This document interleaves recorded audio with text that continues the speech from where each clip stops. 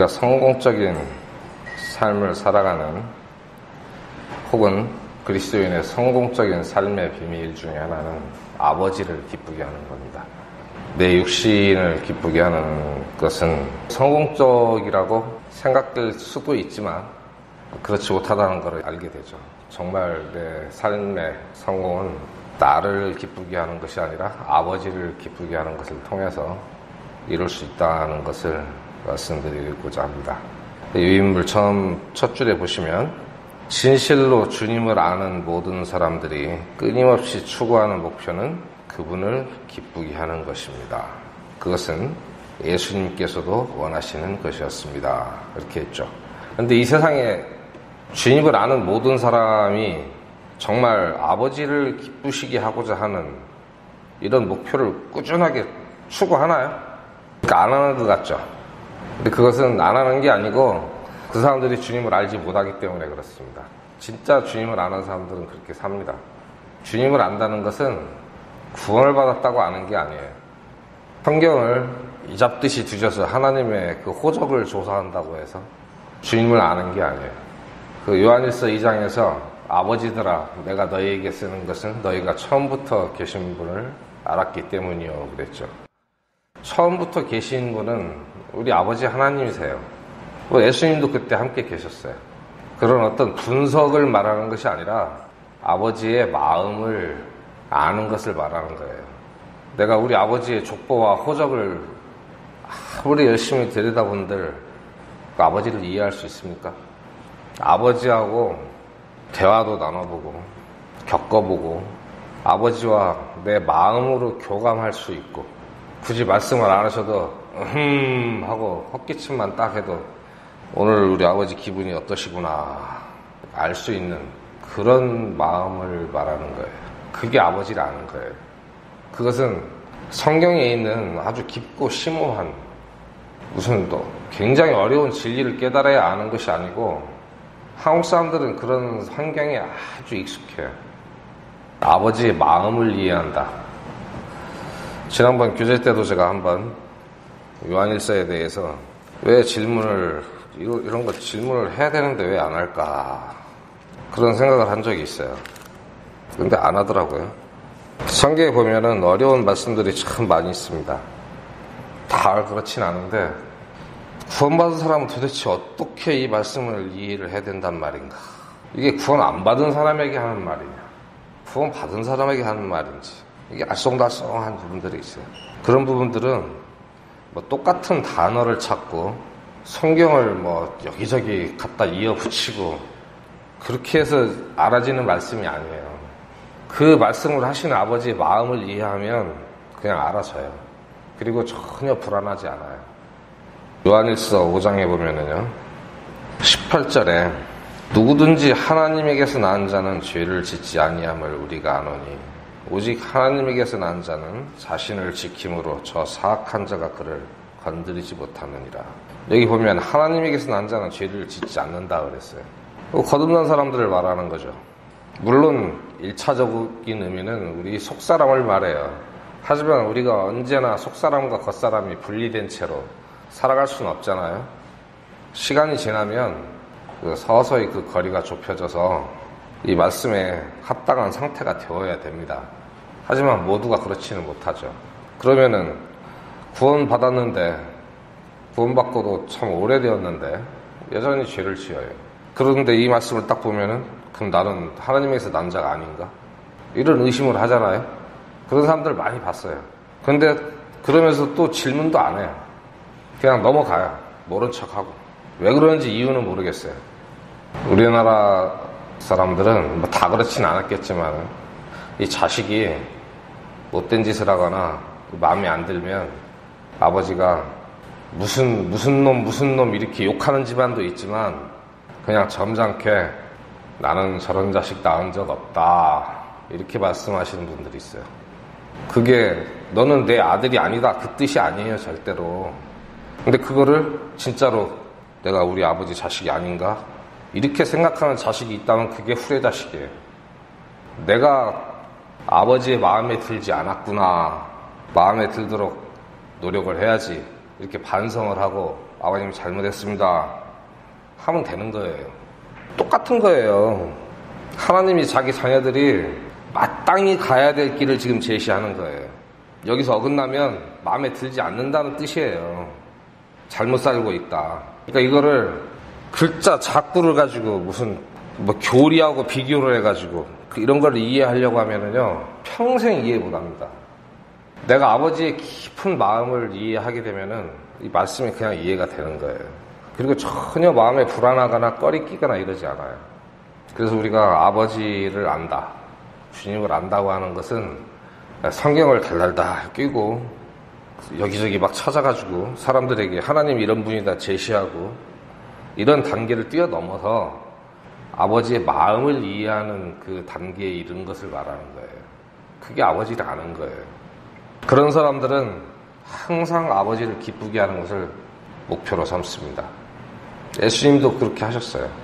요한복음 8장 29절에 보면 나를 보내신 분께서 나와 함께 계시는도다.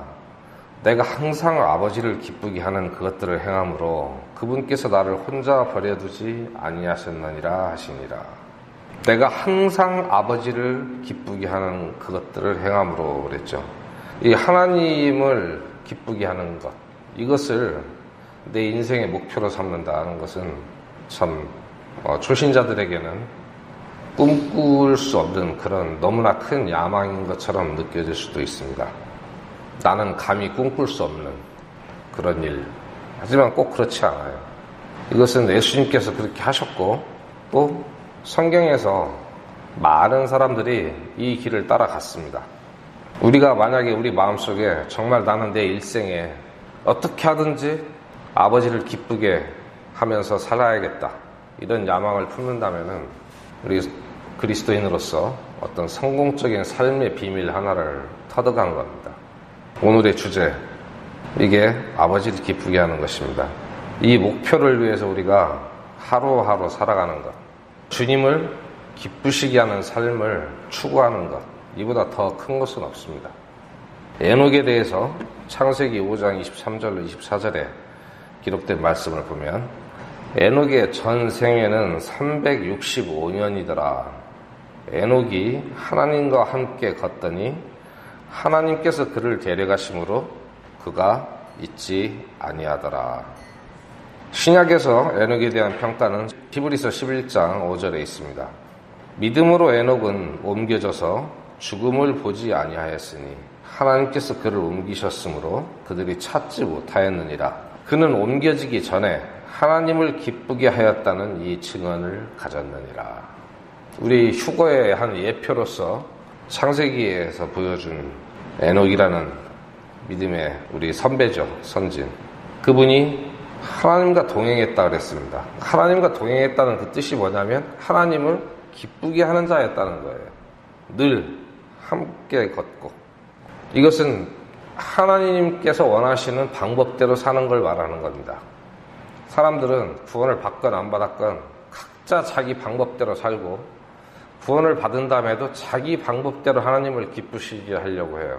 어떤 사람은 돈을 좀 번 다음에 신앙생활을 해야지 뭐. 내가 지금 돈도 없는데 내 앞가림도 못하면서 무슨 신앙생활을 하겠냐고 그러면서 열심히 돈을 벌어요. 그러다가 어느 날인지 좀 생활이 안정이 되고 집도 다 장만을 하고 빚도 좀 갚고 상당히 안정이 됐어요. 그래도 여전히 교회 안 가요. 또 다른 핑계가 있어요. 자기는 새벽에 일찍 일어나서 유튜브로 하나님 말씀 듣고. 그게 자기 방식이에요. 자기 방식. 하나님하고는 아무 관계가 없어요. 그냥 자기가 편리한 방식대로 하나님을 섬기는 그런 사람들이 있어요. 그런 사람들에 대해서 사사기 17장 6절에 평가가 있죠. 그때에는 이스라엘에 왕이 없었으므로 사람마다 자기 눈에 오른 것을 행하였더라. 그러니까 자기 눈에 오른 것을 행하는 것, 자기 생각에 오른 대로 사는 사람은 사사기 시대 사람이에요. 왕이 없었다는 것은 하나님의 뜻대로 인도해주는 사람이 없었다는 거죠. 지금은 주님이 없다고 해도 돼요. 그 사람 마음에 주님이 없어요. 그러면 그 사람 왕이 없는 거예요. 주님이 우리 왕이시잖아요. 이 사람들은 각자 자기 눈에 옳은 걸 행했어요. 하지만 성령님께서는 성경에 이 사람들에 대해서 어떻게 평가하냐면, 물론 이제 사사기 그때뿐만이 아니라 많은 시대에 이런 사람이 있었어요. 고린도전서 10장 5절에 그러나 하나님께서 그들 중에 많은 사람들을 기뻐하지 아니하셨으므로 그들이 광야에서 쓰러졌느니라. 광야에서 새로 태어난 세대 외에는 아무도 여호수아와 갈렙 외에는 가나안 땅에 들어가지 못했습니다. 그런 모습은 오늘날에도 어렵지 않게 많이 볼 수 있어요. 디모데후서 2장 2절로부터 5절까지 말씀 보겠습니다.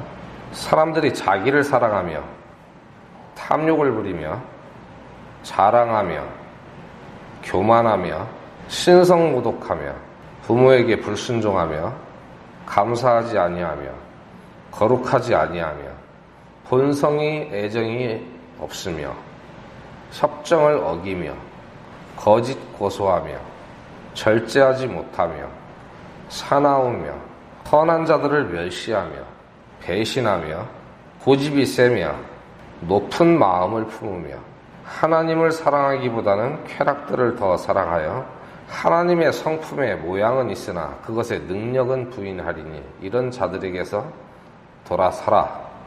이런 자들이 남이면 돌아서면 되는데 내가 그러면 어떻게 해야 돼? 나를 바꿔야죠. 하지만 이런 세태라고 해야 되나? 이게 꼭 마지막 때만 이렇지는 않을 거예요. 옛날에도 이런 사람들이 많이 있었습니다. 요즘 우리나라도 좀 이런 경향이 심한 것 같고요. 그럼에도 불구하고 하나님을 기쁘시게 하는 삶을 살아가고 그 목표를 성취하려고 하는 그런 사람들이 항상 있습니다. 그러면은 하나님을 기쁘시게 하는 조건은 뭐냐? 첫 번째는 물론 거듭나야 되는 거예요. 왜? 거듭나야지만 하나님을 기쁘게 할 수 있느냐? 하나님께서 원하시는 바잖아요. 그것을 위해서 예수 그리스도께서 십자가에서 죽으시기도 하고 막 그랬지만은 그런 어떤 교리적인 부분 말고 왜 거듭나야만 하나님을 기쁘시게 할 수 있느냐? 요한복음 3장 5절에 그런즉 이와 같이 육신 안에 있는 자들은 하나님을 기쁘게 할 수 없느니라. 즉 영이 이 죽었던 영이 새로 태어나지 않으면 육신 안에 있게 되잖아요, 사람들이. 그러니까 구원받지 못한 상태에서는 무슨 짓을 해도 하나님을 기쁘시게 할 수 없다는 거예요. 무슨 짓을 해도 육신 안에 있으니까. 예수님께서 대답하시되 진실로 진실로 내가 네게 이르노니 사람이 물에서 나고 성령에서 나지 아니하면 하나님의 왕국에 들어갈 수 없느니라.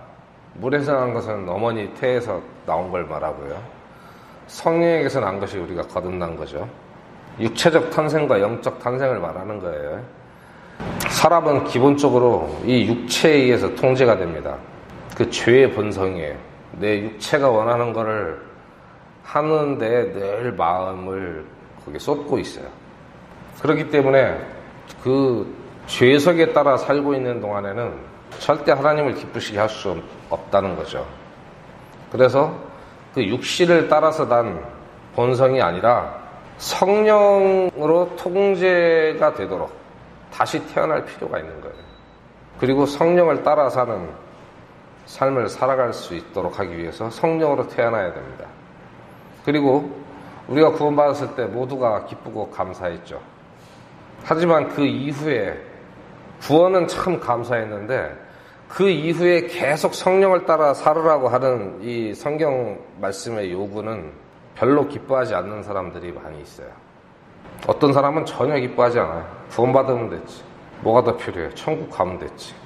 나 같은 죄인이 그 이상 바랄 게 뭐 있어? 이런 사람도 있어요.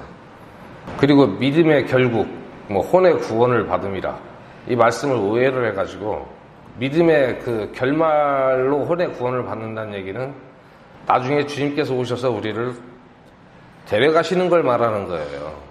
믿음의 모든 결론 마지막이 구원받는 거라는 그 말을 하는 게 아니에요. 근데 성경을 이해를 못하는 사람들이 그게 우리가 구원받은 게 신앙생활의 결론이다. 교회 10년 100년 다니면 뭐하냐. 구원 못 받으면 끝이지. 그래서 역으로 구원을 받으면 이제 끝이다. 우린 열심히 복음이나 전하면 되는 거다. 또 그렇게 오해하는 사람들이 있어요. 그 죄는 아니에요. 그냥 무식한 거지. 그 대신에 그 대가로서 일생 동안 구원 이후에 우리가 주님을 따라 살아가는 높은 수준의 삶을 향해서 나아가지를 못합니다. 우리는 내 안에 있는 어떤 죄 많고 이것이 과연 주님께서 원하시는 것인가 하는 의심이 드는 그런 부분들을 버려야 돼요. 자신하고 분리시켜야 됩니다. 왜? 우리는 더 이상 이 죄의 자녀가 아니고 주님의 자녀이기 때문에, 하나님의 자녀이기 때문에 하나님의 그 뜻에 따라 살아야 되고요. 우리는 뭐라고 할까? 용감하고 좀 우리 삶이 약간 전투적일 필요가 있어요. 세상 흘러가는 대로, 그냥 남 하는 대로 이게 따라만 다니고 뒤에서 구경이나 하고 이렇게 해가지고는 전쟁에서 이길 수가 없습니다. 우리는 전부 하나님의 군사예요. 군인. 용감해야 돼요. 적을 두려워하면 안 돼요. 늘 숨고 뒤로 물러나고 그래서는 안 됩니다. 물론 그것도 군인은 군인인데 뭐라고 하냐면은 낙오병이나 폐잔병이라고 불러요. 그렇게 살면 안 됩니다. 어떻게든지 한 발짝이라도 더 앞서 나가려고 하고 승리를 눈앞에 둔 그런 병사들처럼 용감하고 씩씩하고 진취적이고 그런 자세로 신앙생활을 해야죠. 하나님께서 그래서 뒤로 물러가는 자를 기뻐하지 않으신다고 했어요. 그건 물론 이제 영적인 의미에서 여러 가지 방법으로 해석을 할 수 있지만 모든 삶에서 그건 사실입니다. 뒤로 물러가는 건 폐잔병들이에요. 낙오병들이고. 그렇게 살지 마세요. 승절한 군인처럼 그렇게 살기 바랍니다. 모든 마음 자세와 행동을 그렇게 해야 돼요. 이기는 습관을 들이고 이긴 자처럼 행동하는 게 아주 중요합니다. 맨날 패배한 자처럼 행동하면 진짜 패배자가 돼요. 디모데후서 2장 3, 4절에 그러므로 너는 예수 그리스도의 좋은 군사로서 고난을 견디어내라. 전쟁을 하는 어떤 사람도 이 세상 삶의 일에 얽매이지 아니하나니 이것은 그가 자기를 군사로 택한 자를 기쁘게 하려 함이라. 누가 우리를 군사로 택했습니까? 주님이 우리를 군사로 택했어요. 옛날에는 군대를 강제로 소집해서 가기도 하고, 지금 우리나라도 징병제잖아요. 강제로 가요. 또 모병제를 하는 나라도 있어요. 근데 어떻게든지 군대를 갔으면 대부분 그 병사를 모집한 자는 왕이에요. 그 나라에. 그때부터는 자기 일은 못하는 거예요. 오직 그 군사로 모집한 자, 왕을 위해서 충성하는 거예요. 그게 군인의 본분이에요. 현대 국가에서는 왕이 아니라 이제 국가와 국민을 위해서 봉사하는 거죠. 나를 위해서 봉사하는 거 없어요. 나를 위해서 하는 거는 군인으로서의 가치를 유지하기 위해서 내가 훈련받고 건강을 유지하는 거. 그 외에는 나를 위해서 해주는 게 뭐가 있어요. 나를 위해서 사는 삶은 그 군사로 모집한 자를 기쁘게 할 수가 없어요. 세상 사람들 뿐만이 아니라 기독교인이라 할지라도 이 세상적인 기독교인들의 삶은 늘 죄 속에 있습니다. 그리고 그 사람의 삶 자체가 신앙생활에 방해가 되는 것들로 가득 차 있어요. 어떤 사람은 자기 주변은 깨끗한데 마음속이 신앙생활을 방해하는 것들로 가득 차 있는 경우도 있어요. 하지만 아버지를 기쁘시게 하고자 하는 그런 욕망, 그런 야심을 가진 사람들은 그런 것들을 자기들이 스스로 노력해서 풀어줍니다. 자기를 거기서 해방시켜요. 하나씩. 우리는 우리의 삶을, 우리를 군사로 모집한 분을 위해서 헌신을 해야 됩니다. 그건 당연한 의무예요. 그리고 이것을 마지못해 하는 사람도 있는가 하면은 기쁘게 하는 사람도 있어요. 왜 같은 일을 하는데 더 기쁘게 할 수 없을까요? 로마서 12장 1절에 보면은요, 찾아볼게요. 그러므로 형제들아, 내가 하나님의 긍휼을 힘입어 너희에게 간청하노니 너희는 너희 몸을 거룩하고 하나님께서 받으실 만한 살아있는 희생물로 드리라. 그것이 너희의 합당한 섬김이니라. 이것은요, 특정 사역자에게만 하시는 말씀이 아니에요. 모든 그리스도인에게 하는 말씀이에요. 그리고 여기서 중요한 말씀이 거룩하고 하나님께서 받으실 만한, 죄 있고 의심스럽고 더러운 것들, 이런 것들, 그런 것들을 우리에게서 분리하고 거룩한 것으로 우리의 행실을 거룩하게 해서 그 거룩한 행실로 주님을 섬기라는 거예요. 주님께 우리 몸을 드린 적이 있습니까? 수시로 우리가 봉사는 하죠. 그런 거 말고요. 통째로 살아있는 희생물로 드리는 게 어렵다면 한 가지씩 해보면 됩니다. 우리 애들 주님께 뭐 드릴 만한 게 없는 것 같죠? 열심히 성경 암송해서 예배 시작 전에 나와가지고 성경 말씀 암송 한 번씩 하는 거, 이런 것도 주님께, 자기 입을 주님께 드리는 거예요. 이런 것도 훈련시켜야 돼요. 찬송 연습해서 주님 앞에서 찬양 드리는 거, 자기가 기술이 있으면 손으로 봉사하는 것, 자기 재능이 있으면 재능으로 또 봉사하는 것, 자기 몸의 한 부분, 주님께서 나에게 주신 달란트를 가지고 하나씩 하다 보면 그 한계를 위해서 온몸이 협력을 해야 되잖아요. 결국에는 내 몸을 다 드리게 돼 있어요. 하나를 잘 하다 보면. 우리가 찬양 드릴 때 소리가 입에서만 나옵니까? 폐가 숨을 쉬어야 되고, 코로 숨 들이셔야 되고, 배에서부터 힘이 나와야 되고, 자세가 좋아야지 또 소리가 옳게 바르게 이쁘게 나오고, 온 몸이 그 일을 하게 되는 거예요. 한 가지를 제대로 하다 보면. 하나씩 드려보세요. 온몸을 드리는 게 크게 어렵지 않습니다. 돼 있어요. 그래서 우리 몸의 일부라도 소유권과 사용권을 주님께 딱 넘겨보세요. 다음으로는 우리가 좋은 증인이 돼야 됩니다. 군사가 하는 일이 뭐예요? 전쟁하는 거잖아요. 우리의 싸움은요, 혈과 육에 대한 것이 아니라고 그랬어요. 영적인 거예요. 그것은 사탄이 뿌려놓은 사상과 주님께서 우리에게 주신 복음과의 싸움입니다. 하나님께서 우리로 하여금 복음을 믿게 하셨어요. 그리고 그 복음을 통해서 주님을 신뢰하고 하나님을 신뢰하게 되었습니다. 이건 정말 신성한 거예요. 하나님의 선물이 아니고서는 불가능한 겁니다. 그런 귀한 하나님의 선물을 받았는데, 그리고 이제 시간이 지나면 나 같은 죄인을 살리신 이 은혜를 모든 사람에게 알려야 되겠다는 그런 부담이 올 수밖에 없어요. 마음에. 그게 안 찾아오면 그 이상한 사람이에요. 그래서 모든 그리스도인은 이 복음을 전하는 일을 자기 사업으로 삼아야 됩니다. 무슨 일을 하건 복음은 전해야 돼요. 기회가 닿는 대로. 데살로니가전서 2장 4절에 보면, 다만 우리는 하나님의 허락을 받아 복음을 위탁받은 대로 말하노니, 이것은 사람들을 기쁘게 하려 함이 아니요 오직 우리의 마음을 시험하시는 하나님을 기쁘게 하려 함이라. 요즘 우리가 복음 전하면 사람들이 싫어하죠. 복음 전하지 못하게 하는 걸 법으로도 만들려고 해요. 세상은. 사탄이 세상을 지배하고 있으니까 그렇게 되는데, 사람들이 싫어하기 때문에 복음 전하는 거를 망설이는 경우가 있어요.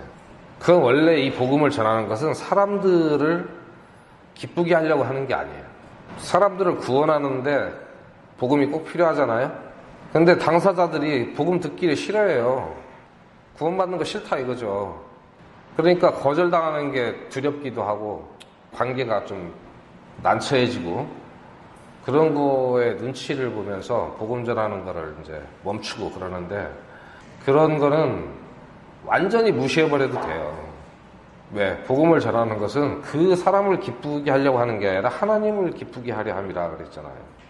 사도 바울이 하나님의 허락을 받아서 복음을 위탁받은 대로 말을 하는데, 그 이유가 하나님을 기쁘게 하려 함이라 그랬어요.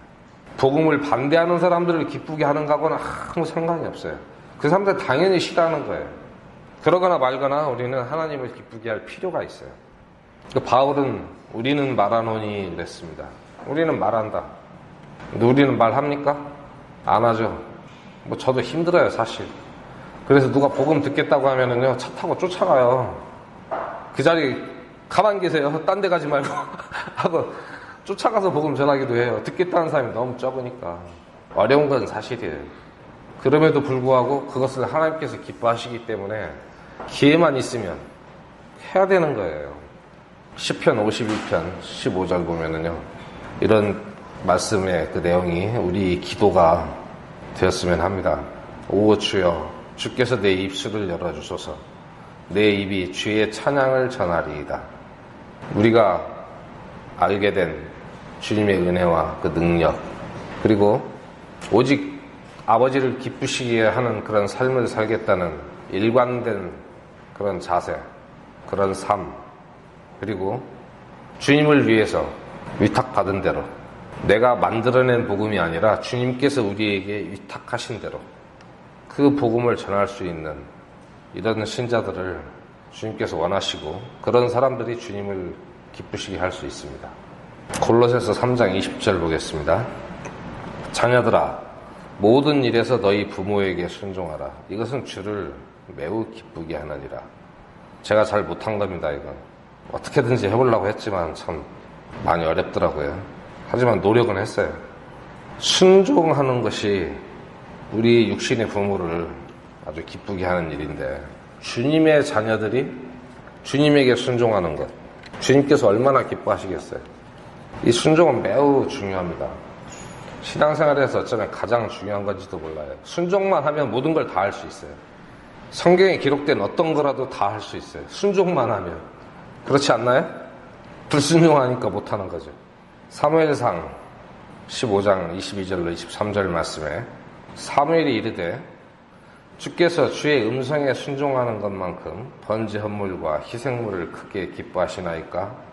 보소서, 순종이 희생 헌물보다 낫고 귀를 기울이는 것이 순양의 기름보다 나으니 거역하는 것은 마술죄와 같고 완고한 것은 불법과 우상숭배와 같나이다.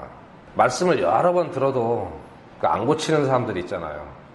그 잘못된 버릇, 신앙인으로서의 올바르지 못한 태도, 안 고치면서 내 성격이 그런 걸 어떻게 해? 이런 사람들 있죠. 그 우상숭배하는 거예요.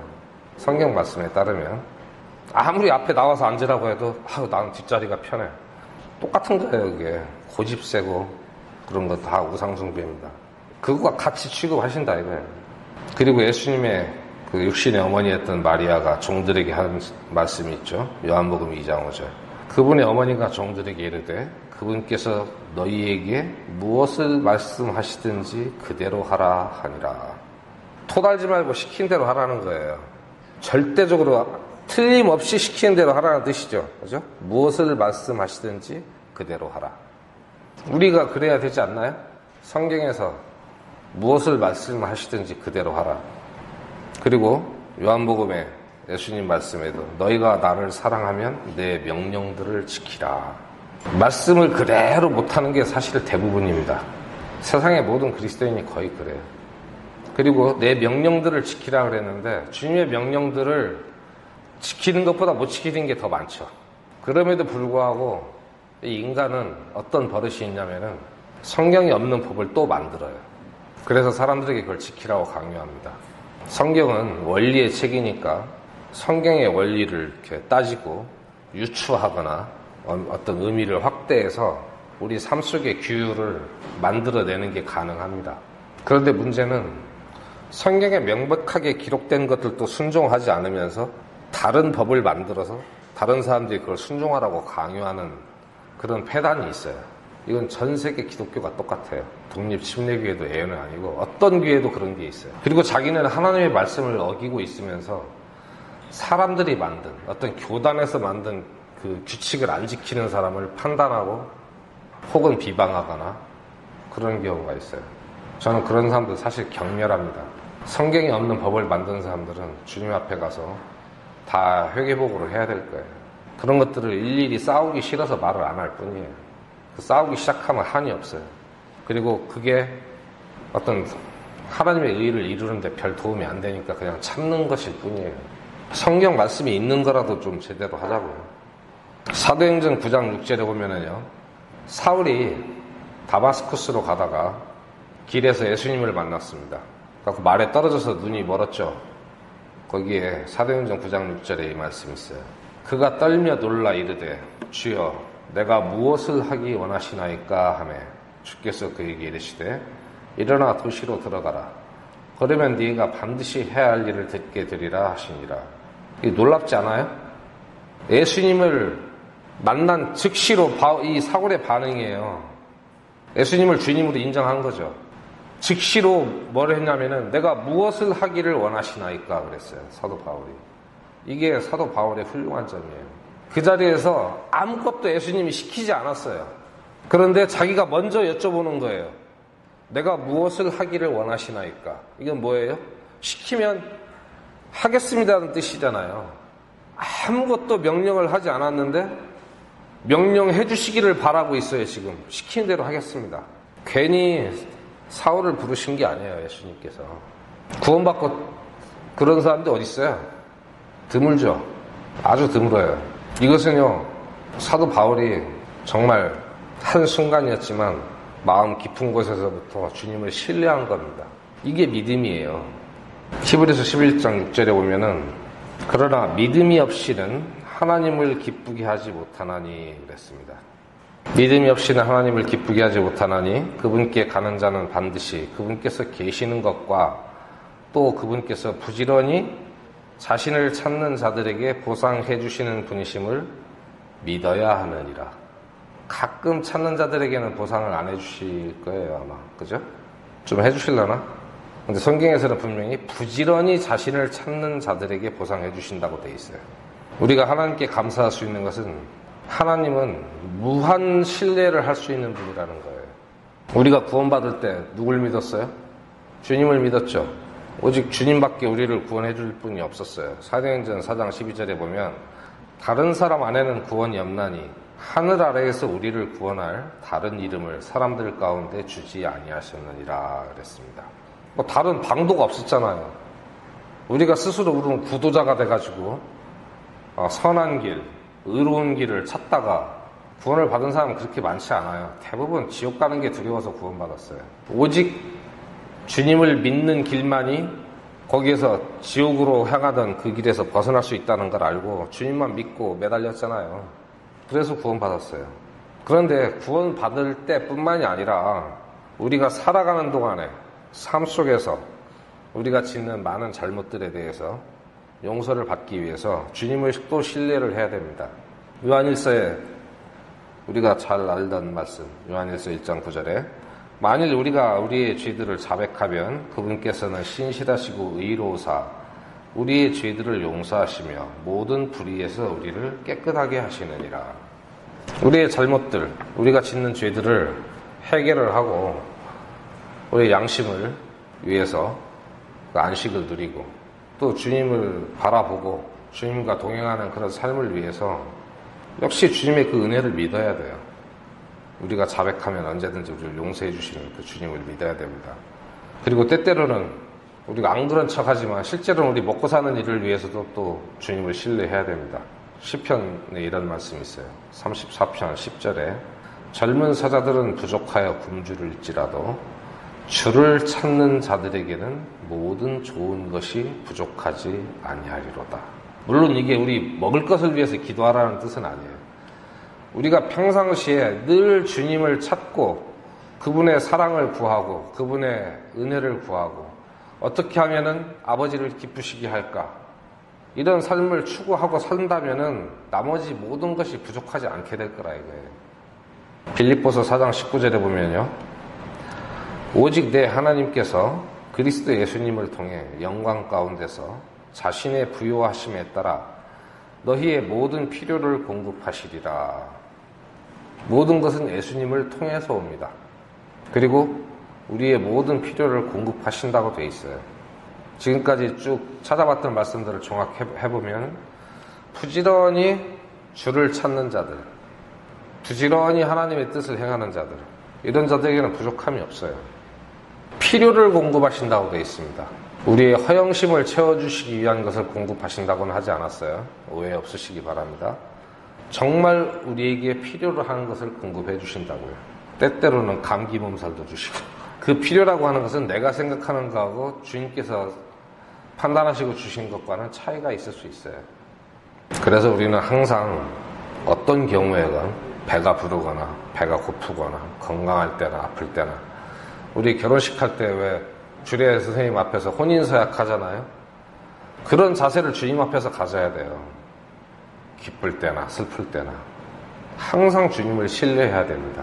그리고 넓은 마음을 가져야 됩니다. 왜? 하나님께서 그걸 기뻐하시기 때문에. 히브리서 13장 16절에 보시면 오직 선을 행하는 것과 나누어 주는 것을 잊지 말라. 하나님께서는 이 같은 희생을 매우 기뻐하시느니라. 로마서 12장 13절에도 성도들의 필요에 따라 나누어 주며 손님 대접하기를 힘쓰라. 갈라디아서 6장 6절에 말씀 안에서 가르침을 받는 자는 가르치는 자와 함께 모든 좋은 것을 나눌지니라. 나눠주라는 말씀이 많이 있어요. 그리고 이런 희생을 하나님께서 매우 기뻐하신다고 되어 있습니다. 이 갈라디아서 로마서 말씀을 이렇게 비교를 해보면 아주 사랑스럽고 다른 사람들하고 교감을 잘하고 이해하고 도움을 주고 격려하고 이기적이지 않고 남을 좀 배려할 줄 알고 그리고 아주 친절한 사람 그리고 그 사람의 영혼이 정말 주님 안에서 자유로운 그런 사람의 모습을 여기서 볼 수 있어요. 이것이 성공적인 그리스도인의 삶의 모습입니다. 이건 뭐 온 세상 다니면서 뭐 나눠주라는 얘기는 아니에요. 성도들에게 그게 1차적인 겁니다. 그러면 우리가 이렇게 우리 육신의 본성에는 어울리지 않지만 우리가 성령을 힘입어서 말씀에 순종하면서 하나님을 기쁘시게 하게 되면 그 결과는 어떻게 됩니까? 가장 훌륭한 결과는요, 한 번 우리가 하나님을 기쁘시게 하면은 계속 하나님을 기쁘시게 하고 싶은 그런 욕망이 우리 안에 생긴다는 거예요. 왜 그런 줄 아세요? 내가 하나님을 기쁘시게 하면 나도 기뻐져요. 내 안에 계신 주님께서 기뻐하시는 것을 내 마음이 함께 느낍니다. 그 마치 이 무전기의 주파수가 동조가 돼가지고 옆 사람이 듣는 주파수 나도 맞추면 나도 똑같이 들리잖아요. 내 마음과 주님의 마음이 교감이 되면서 내가 기뻐져요. 그러면은 정말 더욱더 하나님을 기쁘시게 하고 싶은 그런 욕구가 생깁니다. 야심이라고 표현을 해놨는데 야심 맞죠? 보통 사람은 감히 꿈꿀 수 없는 야심입니다. 어떻게 우리가 하나님을 기쁘시게 하는 존재가 될 수 있는가? 야심 아니에요? 하지만 할 수 있어요. 요한복음 8장 29절에 나를 보내신 분께서 나와 함께 계시는도다.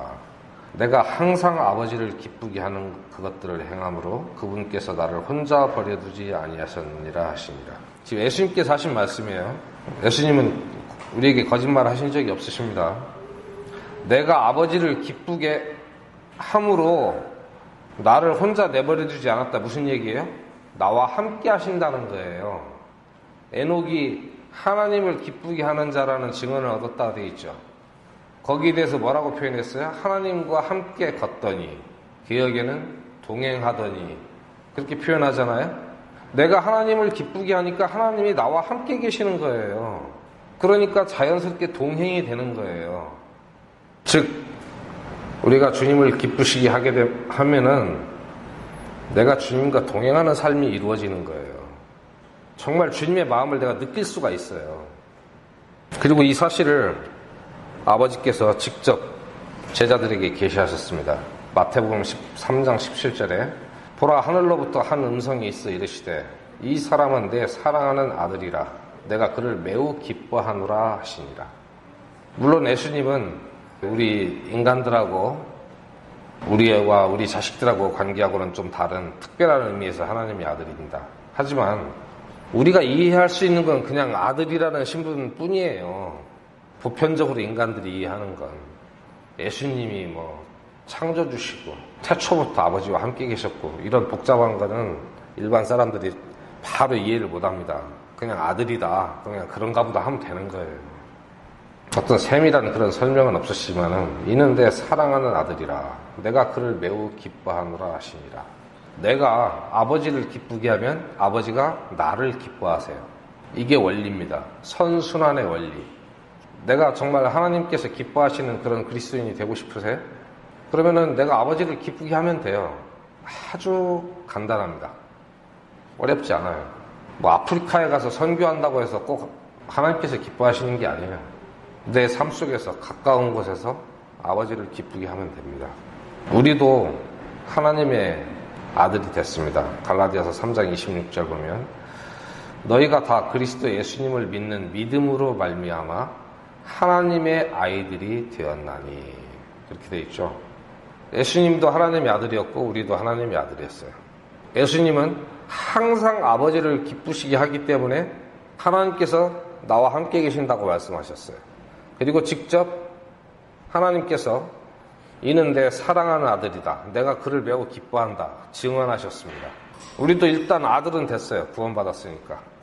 그리고 어떤 존재가 됐어요? 전에는 절대 하나님을 기쁘시게 할 수 없는 그런 존재였는데 이제 거듭남으로 인해서 우리 거듭난 새 사람이, 우리 속사람이 아버지를 기쁘시게 할 수 있는 그런 능력을 가지게 됐어요.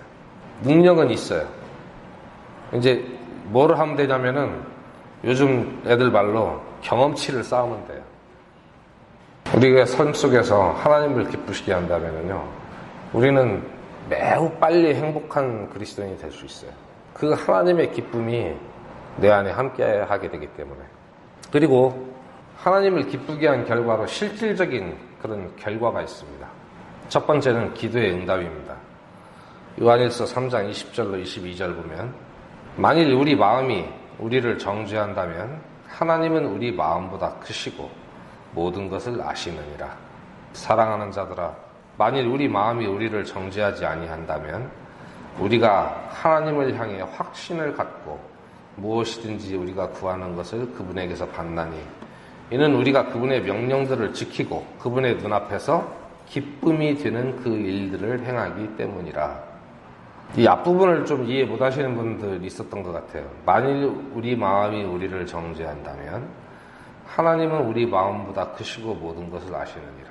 우리 마음이 스스로 자기에 대해서 정죄할 게 있어요. 뭔가 잘못한 것 같아. 네가 그런 생각을 가지고 있으면 아버지가 그걸 모르시겠느냐, 그 뜻이에요. 달리 어려운 뜻이 아니에요.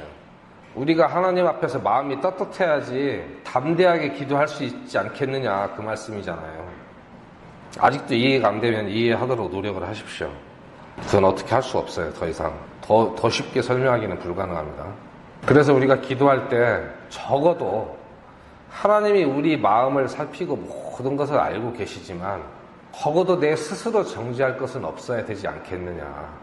그래야지 내가 아버지께 담대하게 우리가 원하는 것을 구하고, 그리고 그분의 명령들을 지키고 그분의 눈앞에서 기쁨이 되는 그 일들을 행하면, 그러면은 우리가 구한 것을 받지 않겠느냐, 그 말씀이에요. 하나님께서 우리의 기도를 듣고 응답해 주실 것을 확신하는 그 이유, 이것을 잘 보셔야 됩니다. 때로는 단어 하나가 키를 딱 쥐고 있는 경우가 있어요. 항상 그런 건 아니지만 무엇이든지라는 단어 있죠. 무엇이든지. 우리가 스스로 나를 정죄할 것이 없고 내 양심이 깨끗하고 떳떳하다면 하나님을 향해서 확신을 갖고 무엇이든지 구할 수 있다는 거예요. 무엇이든지. 요한일서 3장의 이 말씀은 우리의 기도가 응답받을 수 있는 조건을 알려줌과 동시에 왜 어떤 때는 우리의 기도가 응답이 오지 않을까 하는 그 문제에 대한 해답을 동시에 제공해 줍니다. 잘 기억하시기 바랍니다. 그리고 하나님을 기쁘시게 한 결과로 두 번째, 적과의 평화가 있습니다. 말씀에 분명히 잠언 16장 7절에 사람의 길들이 주를 기쁘게 하면 그분께서 그의 원수들까지도 그와 화목하게 하시느니라. 진리의 말씀입니다. 원수들까지도 화목하게 하시느니라. 내가 특별히 노력을 안 했는데 원수들이 나하고 화해를 하게 돼요. 화친을 하자고 하고 평화로운 관계가 이루어집니다. 그런데 조건이 있어요. 주님을 기쁘게 하는 것. 주님을 기쁘게 하지 않으면서 원수들과 화평을 이루려고 하면은 그게 불가능합니다. 내가 아무리 이웃에게 친절하게 해도 주님을 근심하게 하거나 그러면은 이웃들이 원수가 될 수 있어요. 로마서 12장 17절로 21절 보겠습니다. 아무에게도 악을 악으로 갚지 말고 모든 사람의 눈앞에서 정직한 일들을 예비하라. 가능하다면 너희가 할 수 있는 대로 모든 사람과 화평하게 지내라. 극진히 사랑하는 자들아, 너희 스스로 원수를 갚지 말고 도리어 진노하심에 맡기라. 기록된 바 원수 갚는 일은 내 것이니 내가 갚으리라. 주가 말하노라 하였느니라. 그러므로 네 원수가 줄이거든 그를 먹이고 그가 목마르거든 그에게 마실 것을 주라. 그리함으로 네가 그의 머리 위에 불타는 숯을 쌓으리라. 악에게 지지 말고 도리어 선으로 악을 이기라. 머리에 숯을 쌓는다는 건 다 이해하시죠? 무슨 말인지. 불씨를 나눠주는 걸 말하는 거예요. 모르시는 분 혹시 있을까봐 다시 한번 설명드립니다. 남의 머리에다가 불질을 하는 게 아니고 이스라엘 사람들하고 한국 사람하고 아주 비슷한 풍습이 있었어요. 며느리들이 항상 화로에 그 집안에 불씨를 보존을 해야 되는데 그걸 꺼트리면은 어디서 그걸 살릴 거예요. 성냥도 없는데 라이터도 없고 옆집에 가서 불씨를 꼬아야 돼요. 머리에다가 화로를 이고 가가지고 옆집에 가서 불씨를 나눠달라고 부탁을 하면은 머리에다 화로를 이고 있으니까 무릎을 구부리고 이렇게 겸손하게 엎드려야 되거든요. 그러면 옆집에서 왼수 같으면 안 주겠지만 친한 이웃 같으면은 숯을 찝어다가 그 머리에다가 얹어줍니다. 머리에 화로를 이고 있으니까 이게 은혜를 베풀라는 거예요. 우리가 정말 하나님의 자녀라면 인간관계에 관한 이 문제에서 이 로마서 말씀이 우리에게 가르쳐주고 계신 그 사실들을 사람들에게 증명을 해야 됩니다. 우리 안에 주님이 계시다는 사실을 증명하고 살아야 돼요. 그 다음에 아주 우리가 주님을 기쁘시게 하는 삶을 살게 된다면 아주 특별한 극복의 능력이 생깁니다. 전도서 7장 26절에 보면요. 얼마 전에 우리 읽었죠? 마음이 올가미와 금을 같고 두 손이 묶는 띠 같은 여자가 죽음보다 더 쓴 것을 내가 알게 되었도다. 누구든지 하나님을 기쁘게 하는 자는 그녀에게서 벗어나려니와 죄인은 그녀에게 붙잡히리로다. 참 무서운 말씀이에요. 그러면서도 뭐라고 되어 있습니까? 누구든지 하나님을 기쁘게 하는 자는 그녀에게서 벗어나려니와 그랬습니다. 이건 아주 심각한 유혹이에요. 스토킹을 한다고도 할 수 있겠지만 아주 심각한 성적인 유혹을 여기서 뜻하고 있는데 우리가 하나님을 기쁘시게 하는 자라면 어떠한 유혹이라도 벗어날 수 있는 그런 능력을 주십니다. 하지만 마음속에 죄를 지을 준비를 하고 있는 사람한테는 아주 죄에 빠질 본 기회가 되겠죠. 우리가 받은 구원이 모든 죄악들로부터 구출되는 것을 약속을 해주셨습니다. 그래서 우리가 구원을 받은 거예요. 죄들로부터. 마찬가지로 그것은 모든 악에 대해서 동일하게 약속이 된 거예요. 우리가 전적으로 예수 그리스도의 그 보혈을 의지했을 때 죄들로부터 구원을 받았잖아요. 우리가 살아가면서도 마찬가지예요.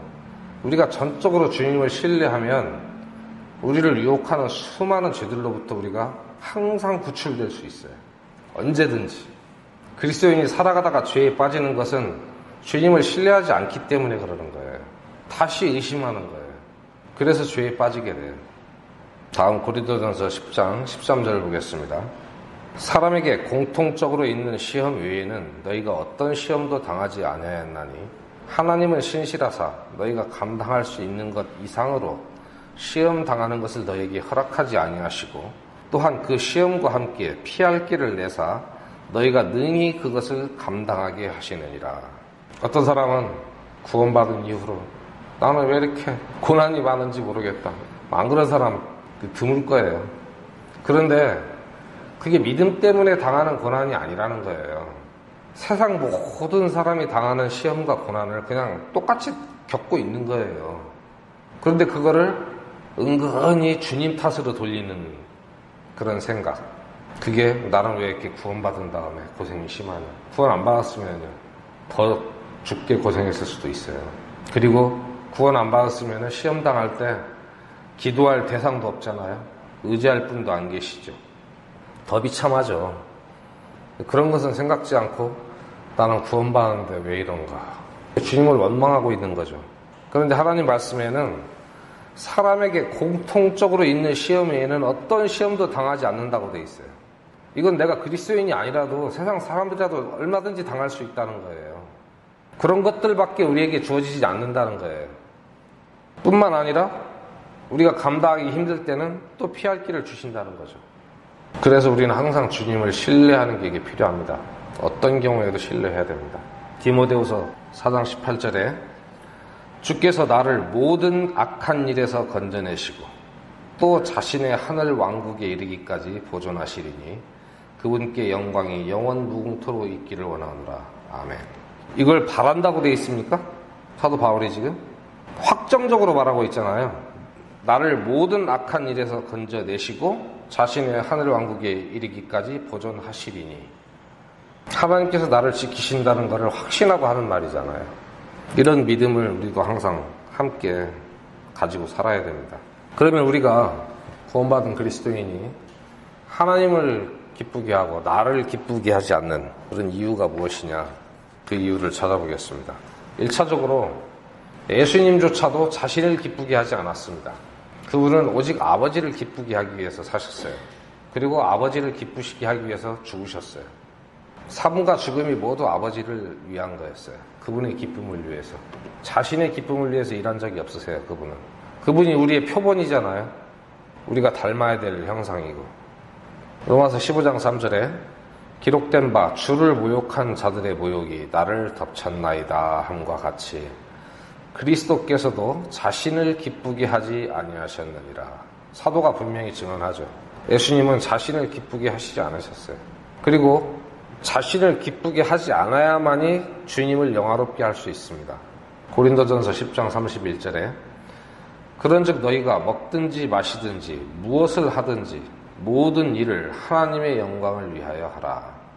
나의 영광을 위해서 하는 게 아니라 하나님의 영광을 위해서 하라고 명령하고 있습니다. 그냥 이렇게 하면 좋다가 아니에요. 사실 성경의 대부분의 말씀이 명령입니다. 그리고 무엇보다도 우리가 한 사람도 빠짐없이 그리스도의 심판석 앞에 가서 서야 됩니다. 로마서 14장 7절로부터 10절까지의 말씀 읽어보겠습니다.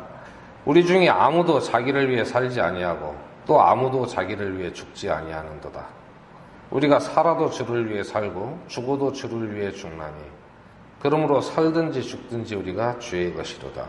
예수님께서 사시고 죽으셨던 그대로 사도 바울도 지금 그렇게 말을 하고 있어요.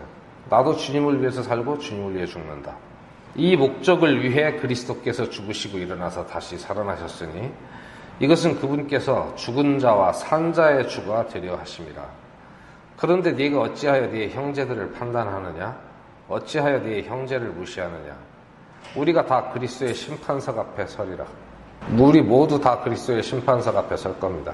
우리가 살아가면서 여러 가지 잘못들을 하지만 여기서는 그런데 네가 어찌하여 네 형제를 판단하느냐? 나보다 신앙생활 한 100배쯤 잘하는 사람이 뭔가 내 눈에 거스르는 게 하나 딱 보이면 그때부터 이제 그 사람을 판단해요. 자기가 재판장이 돼가지고 분수를 모르는 거죠. 근데 많은 사람들이 그래요. 그래서 높아지고 뿌듯해지고 그 기분을 잠시 즐길 수는 있겠지만은 아주 이태로운 곳으로 올라가는 겁니다. 그것은 자기를 기쁘게 하는 그런 생각, 그런 행동은 안 하는 게 좋죠. 고린도전서 3장 13절 각 사람의 일이 드러나리라. 그 날이 그것을 밝히 드러내리니 이는 그것이 불에 의해 드러나고 그 불이 각 사람의 일이 어떤 종류인지 그것을 시험할 것이기 때문이라. 그래서 우리는 항상 그리스도의 심판석 앞에 설 것을 염두에 두고 살아야 됩니다. 근데 너무 막연하게 생각하지 마세요. 곧 다가올 현실이에요. 그리고 우리가 절대 잊어서는 안 될 사실, 반드시 알아야 될 게 뭔지 아세요? 우리는 우리 자신의 힘으로는 아버지를 기쁘시게 할 수 없다는 거예요. 해답은 빌립보서 2장 13절에 있습니다. 너희 안에서 일하사 자기가 참으로 기뻐하는 것을 원하게도 하시고 행하게도 하시는 분은 하나님이시니라. 우리가 하나님을 기쁘시게 할 수 있다면 그것은 우리 안에 계시는 하나님께서 나와 함께 일하시기 때문에 그러는 거예요. 그래서 가능해지는 거예요. 어떻게 이게 가능해요? 내가 주님을 신뢰하면 나에게 하나님을 기쁘게 할 수 있는 그 능력을 주십니다. 그리고 우리가 하나님을 기쁘게 하잖아요? 그러면 하나님이 또 나를 기뻐하시고 또 나와 함께 하세요. 계속 선순환이 반복되는 거죠. 경험치가 쌓여가면 나중에는 점점 큰 일을 할 수 있어요. 아무것도 안 해봤기 때문에 내가 어떻게 저런 일을 할 수 있지 하고 눈만 꿈뻑꿈뻑 하고 있는 거예요. 훌륭한 사도들의 전기나 어떤 선교사들의 전기나 이런 사람들을 보면서 어떻게 내가 이런 걸 할 수 있지? 너무 막연하죠. 꿈만 갖고 난 언제 그렇게 될 수 있지? 지금 당장 될 수도 있고요. 50년 후에도 안 될 수도 있어요. 이 모든 것을 위해서 제일 중요한 게 순종이에요.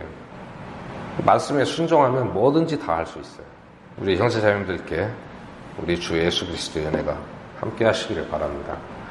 정말 우리가 주님을 기쁘시게 하고 주님께서도 우리를 기뻐하시는 주님과 동행하는 삶이 우리 삶 속에서 이루어지기를 바랍니다. 이게 우리가 그리스도인으로서 성공적인 삶을 살 수 있는 비밀 중에 한 가지입니다. 기도하고 마치겠습니다. 은혜로우신 주님, 이 시간 우리가 주 앞에 모여 앉아서 아버지를 기쁘게 하는 것이 왜 필요하며 그에 대한 결과가 어떤 것이며 또 이것이 얼마나 유익하고 복된 일인지 말씀을 통하여 상고하고 또 여러 가지 일들을 생각해 보았습니다. 우리가 전적으로 주님을 신뢰함으로 말미암아 주님을 기쁘시게 하고 또 주님께서도 우리를 기뻐하는 그런 아름다운 아버지와 아들들의 관계가 우리 안에서 이루어질 수 있도록 주 성령께서 우리의 생각과 말과 행동을 인도하여 주시기를 바랍니다. 우리를 사랑하시는 예수님의 이름으로 기도드립니다. 아멘.